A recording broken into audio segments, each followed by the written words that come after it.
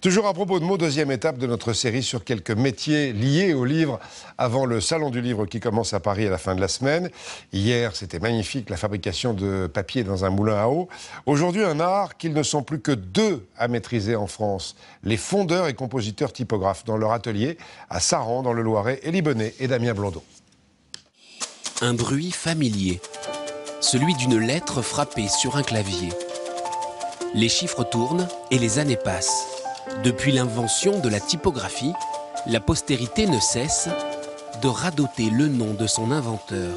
Mais dans les dictionnaires, Gutenberg pourrait bientôt laisser sa place aux deux derniers fondeurs typographes. Je fais partie de la 7e génération de compositeurs typographes. Et donc, quand j'ai été très jeune, c'est-à-dire 7-8 ans, eh bien, on a choisi pour moi, on m'a dit, tu seras typo. Et cela fait 50 ans que Frédéric assemble des caractères, des phrases à l'envers, sur un outil propre au métier. Cet outil, en fait, s'appelle composteur. C'est-à-dire qu'un texte est composé, imprimé. Ensuite, il va être décomposé et il va renaître de cette décomposition, donc de ce compost, un nouveau texte, parfois totalement contraire au premier. Si l'opération se veut manuelle, de drôles de machines dans la pièce voisine opèrent un étrange ballet. Aux commandes, Jean-Paul Deschamps. Cet ancien fondeur de l'imprimerie nationale tapote sur une invention de 1887. C'était quand même assez formidable de ce temps-là de faire une machine aussi perfectionnée. Parce que sur ce clavier, vous avez à peu près 3500 pièces qui sont en mouvement. Et il y a, je vais dire, à peu près 25 réglages très précis. C'est presque de l'horlogerie. Il connaît sa mécanique, au doigt, à l'œil et surtout à l'oreille. Le moindre incident, le moindre bruit différent, on l'entend. On l'entend et on peut détecter ce qui se passe. Oui. À Saran, aux portes d'Orléans, un atelier respire la graisse, l'huile. À l'intérieur, une sorte de locomotive. Elle est à la typographie ce que la vapeur fut au chemin de fer. C'est une machine qui s'appelle une fondeuse monotype, qui décrypte la bande de papier du clavier et qui restitue le texte afin de pouvoir l'imprimer. Un bond spectaculaire pour l'art d'assembler des caractères dans le but de les imprimer. Durant des siècles, depuis 1440, il fallait fondre à la main, lettre par lettre, puis les mettre bout à bout, mot par mot, phrase par phrase.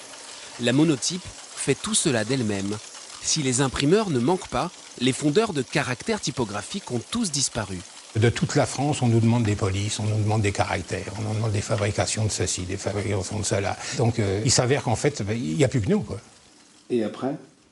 Après, c'est la mort. L'échéance, Jean-Paul et Frédéric tentent de la repousser. Mais être arpète, autrement dit apprenti dans le jargon typographe, demande 10 ans d'enseignement. Un enseignement technique mais aussi littéraire et historique. Une connaissance et un savoir qui valaient au typographe d'être longtemps redoutés. Quand François Ier a pris conscience de la puissance de cet art, il aurait dit, puisque j'étais pas là pour l'entendre, que le plomb de l'imprimerie était beaucoup plus dangereux que celui des fusils. On comprend aisément pourquoi. Chevalier des arts et des lettres, il manie le verbe comme il imprime ses textes et ses gravures. Avec facilité et minutie, il presse chaque jour des compositions personnelles ou d'artistes. Il édite des livres et imagine des dictionnaires dont il redonne à chaque mot sa définition, comme par exemple... La typographie, c'est en quelque sorte pour moi la mise en scène du texte. C'est-à-dire... Que le lecteur ait envie de vouloir le lire, ait envie de prendre le texte pour pouvoir le lire. 2 jours en leur compagnie ne nous aura pas suffi pour tout voir, tout comprendre. Plein de règles, de codes, de poésie composent cet univers. Les Didot, les Garamond, les Baskerville, les Plantins, c'est joli, les Bodoni. Le nom de ces polices, le caractère trempé de ces hommes de métier, tout comme, dès notre arrivée, cette démonstration d'une lettre coulée de plomb, comme il se faisait voilà 5 siècles passés, suffisent à nous convaincre qu'il faut trouver sans plus tarder une relève assez passionnée. Peut-être ce magnifique reportage vous donnera-t-il des idées aux plus jeunes, en tout cas. Bref, un savoir-faire, une passion, une culture extraordinaire pour tous ces métiers liés au livre. Demain, on continue avec un relieur d'horreur.